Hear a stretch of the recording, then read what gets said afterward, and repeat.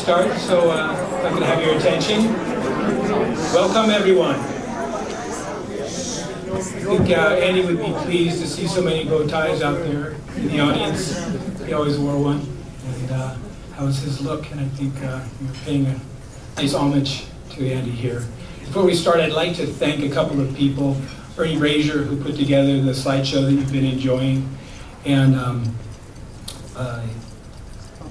Linda Harrell, pardon me, Linda, for that mispronunciation, who did the flowers. They're beautiful, and I think both are very beautifully done. So thank you for that. Family, friends, and esteemed scientists, we have come together today from near and far to remember a father, a friend, a mentor, and forever a scientist whose original thought and research will inform science for generations. Andrew Allen Benson was born on September 24th, 1917 in Modesto, California. The son of a country doctor, Andy graduated valedictorian from Modesto High before entering UC Berkeley, where he studied optics and earned a master's degree in chemistry. He went on to earn his PhD from Caltech before returning to Berkeley, where he led the team pathing the role of carbon in photosynthesis, the secret of life.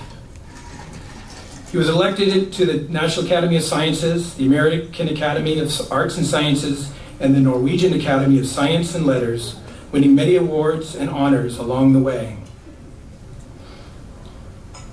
It took Andy's beloved 1973 BMW 3.0 CS, a car that he had purchased from his friend Bob Peterson, who founded Jack in the Box. I took it in for servicing a few years back, and I said to the mechanic, "Hello, my name's Jim Neary. I'm Andy Benson's stepson." To which he immediately replied, "You poor bastard." But he said it in such a way, with such head-shaking respect and such a complete lack of sympathy for me that it said it all. Andy could be a real pain in the ass, but you always learn something from him. I know I did. Andy married my mother when I was 14 or 15, I'm not sure which. My sisters Diane and Lisa, and I suddenly had three new sisters, Claudia, Linnea, and Bonnie. Andy would write his initials, AAB, on everything. And so my friends and I began referring to him simply as Ab. And we would delight in scooping vanilla Ab cream and scooping pre-mixed margarita Ab sauce, we called it, from their containers in the freezer that he kept out back. He kept everything in the freezer. He kept frozen deer droppings in the freezer. We don't know why, but he kept those, and they may still be there. But the more exotic for Andy, the better. He had mare's milk liqueur, wormwood honey, macacaúba wood from the Amazon, and those all graced his shelves, and he would trot them out to be sampled and admired. And each of them had a story, and he would tell you the story behind each of those items. And they were always really interesting stories. There was always something to them. So I'm not sure what year it was, but it was in the 80s, I believe. Andy brought a pachinko machine home from Japan. He hung it on the wall, and we played Japanese pinball for hours, just enjoying the racket that it made. He kept everything that was not being used in cardboard boxes carefully selected, so each item would fit just perfectly in that box, and labeled them on all sides with the item and the date, and he knew where every single item was. Ab worked with radiation. He dove in shark-filled waters, would eat 30-year-old dented tinned salmon, and lived to be 97 years old. So don't believe what you read or hear. He pulled it off. He was a prolific letter writer, and he would write to anyone who he thought might listen. He once wrote a letter to the city complaining that there was too much space between the L and the Y in the word only that was painted on the asphalt. I'm not sure if you received it or not. Our house was close to the surf with a hot shower, so my friends would leave their surfboards there, and we all learned the proper length of a shower from Andy. He would leave instructive notes in tiny little chicken scratch that forced you to pay close attention. I'm sure that was why he did it, because you had to get in there and read every little last letter. Andy Benson knew how to wash dishes properly, much better than automatic dishwashers. And I would sometimes, I admit, fumble with the glass until he snatched it from me and showed me how to watch it correctly. He invited me to his lab and showed me how to make glass figures, and I saw the many experiments he was working on.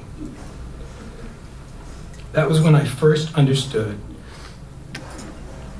what a great scientist he was.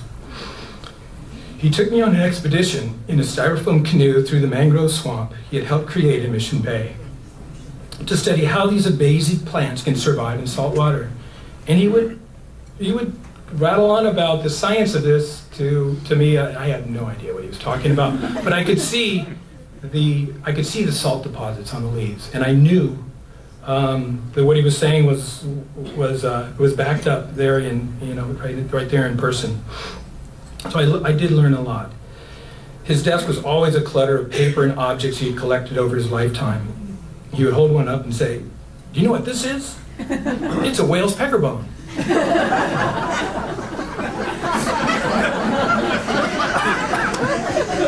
On Sundays, Andy would mix margaritas, and my mother would make spaghetti and feed whoever showed up, from world-renowned scientists to surf kids off the beach.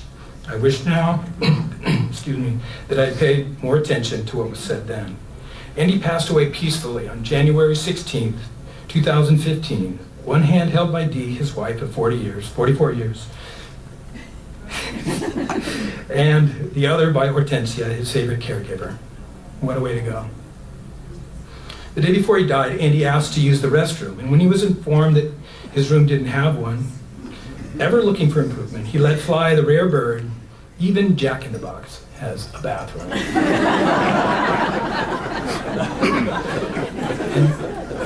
So now I'd like to introduce the first speaker, Arthur Nonamura.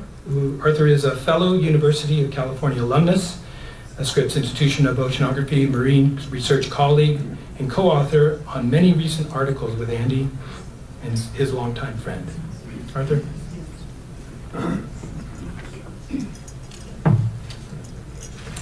Thank you, Jim. And Dee, let me tell you, Dee, from the day I walked into his office, Andy raved about you. With every day that we met laboratory or farm, Andy started with you and ended with you. What an adventure you lived with Andy.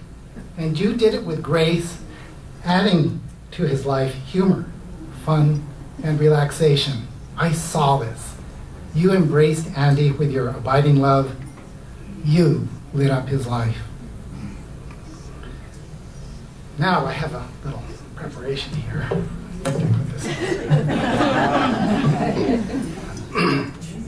That's not one of those whale peckers.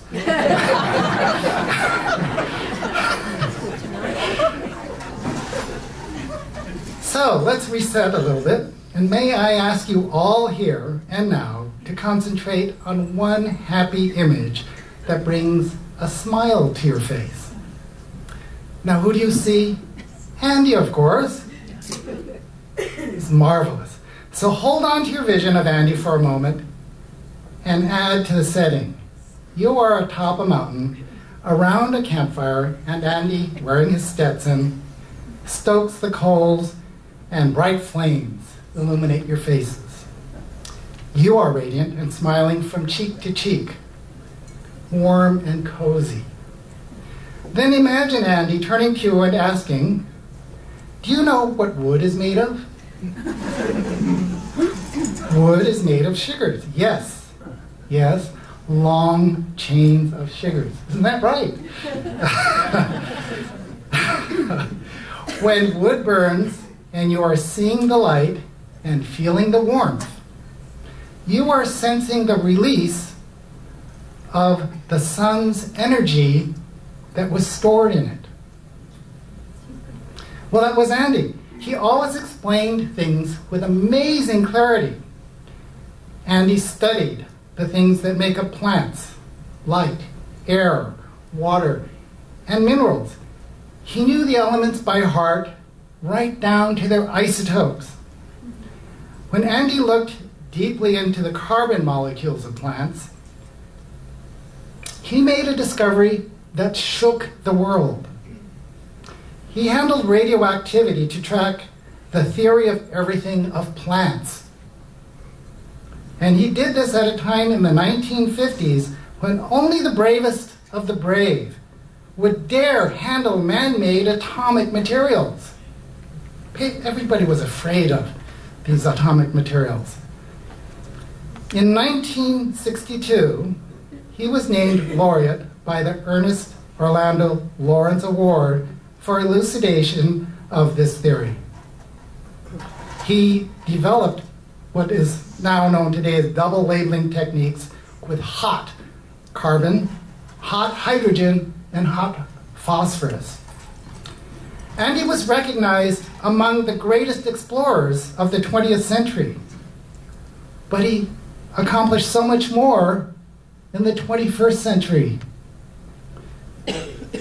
Well, back in the 20th century, did you know that Andy walked around the circumference of the world? Did any of you know that? He took time off and he walked around the circumference of the world. This was on an expedition in the North Pole.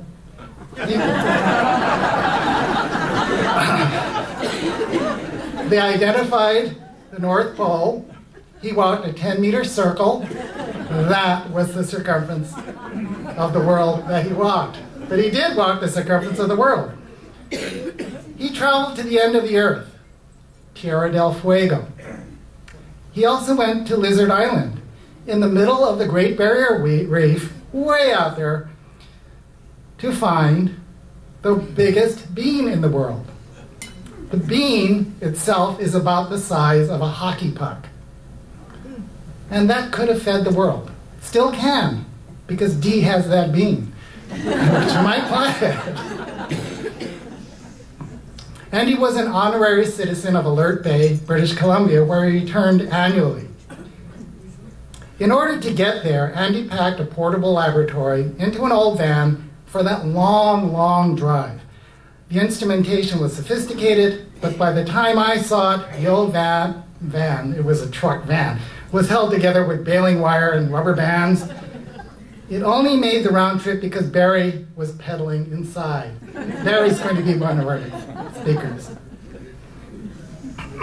As well as studying salmon aging, this honorary citizen ate and canned these vast quantities of smoked fish, took in the fresh air, and enjoyed the beauty of the wilderness.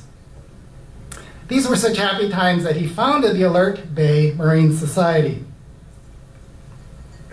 Fast forward, or actually backward, the late Francis Haxo recruited Andy to University of California, San Diego.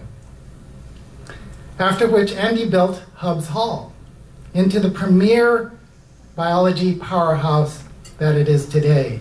It's fabulous. Andy knew every nut, bolt, color, and window shade in Hubbs Hall, and he made sure that it was a great place to work, think, and collaborate with all of these new friends in that Hubbs Hall. One of the great joys of his life was to have made discoveries of the first order early in the atomic era.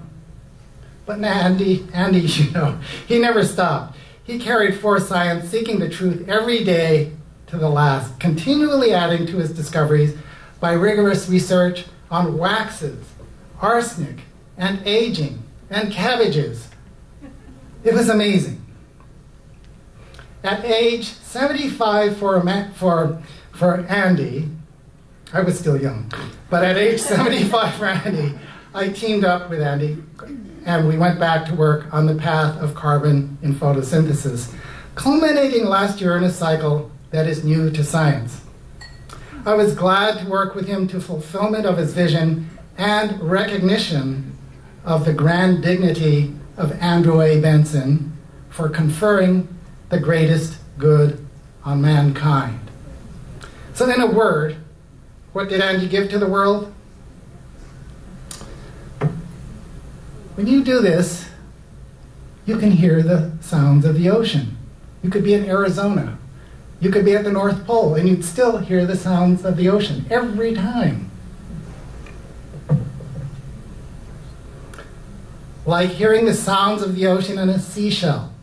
From now on, in every product of plants, your carrots and peas, cotton clothing jeans, flower gardens, the amber waves of grain.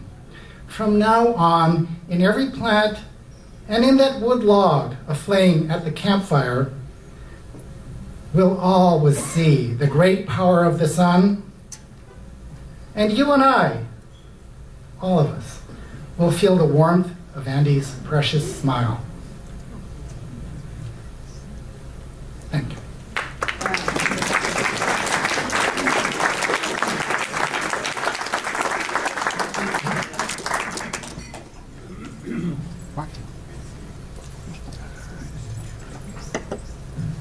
Stainless tableware shall be left in the detergent until a suitable moment arrives when hot water is available and the moment's available to dry them into the drawer with a linen towel.